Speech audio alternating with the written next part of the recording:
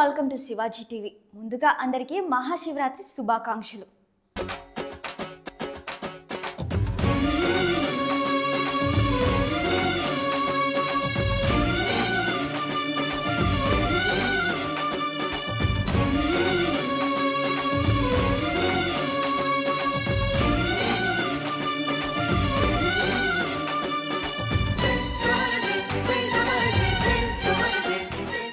అనంతపురం జిల్లా కోర్టు సంచలన తీర్పు. 5 యువకులకు యావజ్జీవ కారాగార శిక్ష.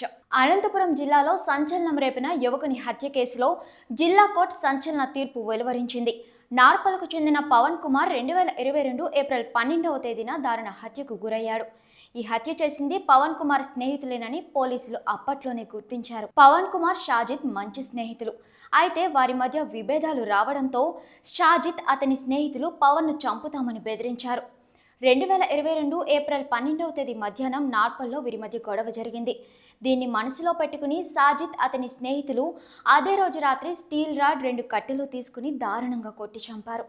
పవన్ను చంపే సమయంలో వారు వీడియో కూడా తీసుకున్నారు. ఇందులో నాగేంద్ర తన సెల్లో రికార్డ్ చేసి సుధాకర్ సెల్కు ఫార్వర్డ్ చేశాడు. అందులో సుధాకర్ అంటే ఒక బ్రాండ్ అంటూ రాడ్తో ఇష్టానుసారంగా కొట్టే దృశ్యాలు ఉన్నాయి.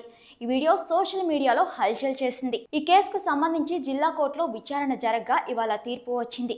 హత్య చేసిన 5 మంది జీవిత ఖైదీతో పాటు 20,000 జరిమానా విధించింది. ఇందులో ముద్దాయిలందరూ 25 సంవత్సరాల లోపు యువకులు కావడం గమనార్హం.